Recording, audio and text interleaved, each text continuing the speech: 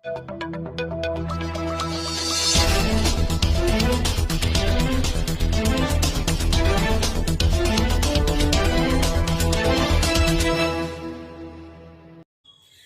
मैं हूं आपके साथ रश्मि पानी और आप देख रहे हैं लाइव इंडिया टीवी। आइए नजर डालते हैं इस वक्त की खास खबर।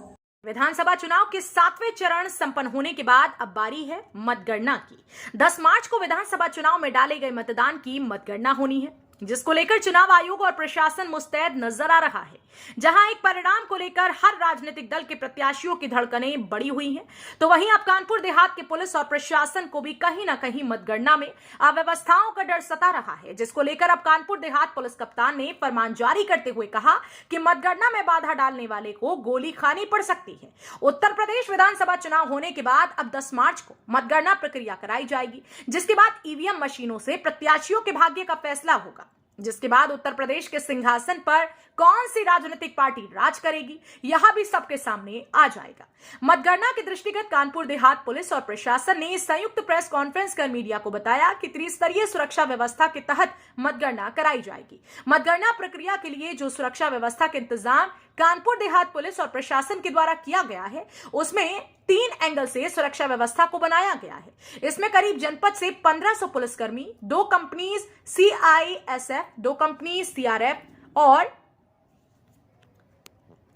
2 कंपनी CRPF, 1 कंपनी PAC तैनात की जा रही है। लेकिन वहीं दूसरी ओर पुलिस अधीक्षक के बयान से एक बात साफ तौर से जाहिर हो गया है कि इस बार मतगणना में प्रशासन को गड़बड़ी होने और काउंटिंग में बाधा डालने की उम्मीद भी नजर आ रही है, जिसको लेकर SP स्वप्निल ममगाई ने साफ तौर से मीडिया के सामने कह दिया है कि अगर मतगणना प्रक्रिया के दौरान किसी भी राजनीतिक दल या अराजक तत्वों ने किसी प्रकार का व्यवधान या विध्वंस फैलाने की कोशिश की तो उसको तत्काल प्रभाव से गोली मार दी जाएगी। जहां एक और पुलिस प्रशासन मतगणना प्रक्रिया को त्रिस्तरीय सुरक्षा व्यवस्था के घेरे में कराने की बात कर रही है, तो वहीं दूसरी ओर उनको इस बात का डर भी सता रहा है कि शायद इस बार मतगणना में अराजक तत्व कोई व्यवधान न डाल सके।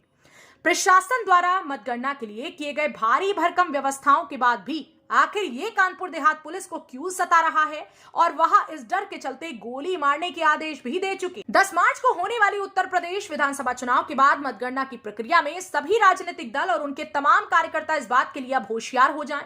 इस बार कानपुर देहात पुलिस ने मतगणना प्रक्रिया के दौरान अपनी कमर कसने की बात करती है और साफ ये कहा है कि किसी भी प्रकार की गड़बड़ी अगर किसी भी राजनीतिक दल के शख्स ने की या कोई व्यवधान डालने का प्रयास किया गया तो उसे तत्काल प्रभाव से गोली मार दी जाएगी।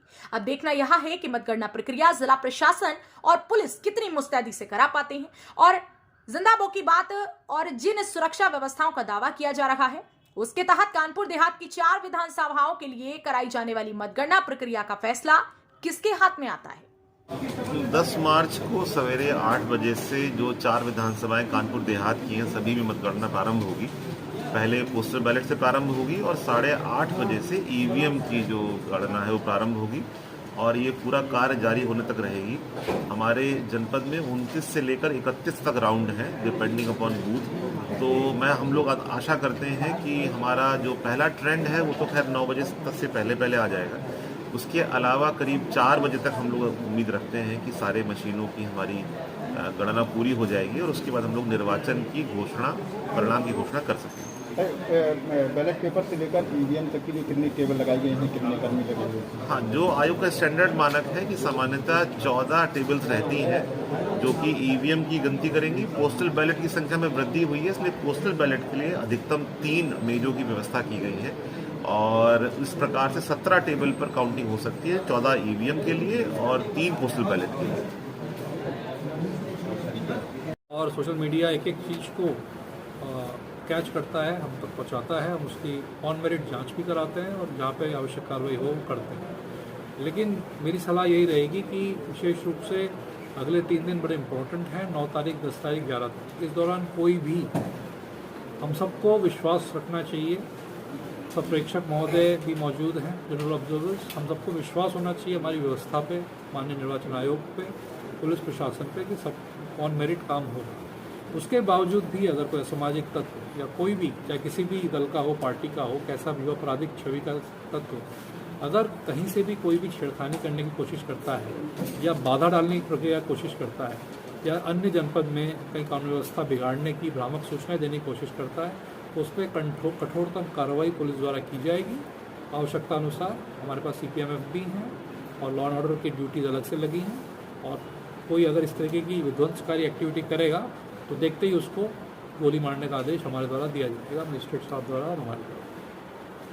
खबरों में बने रहने के लिए आप हमारे YouTube चैनल को सब्सक्राइब करें, लाइक करें, साथ ही लगातार अपडेट्स पाने के लिए आप हमारे बेल आइकन को जरूर प्रेस करें।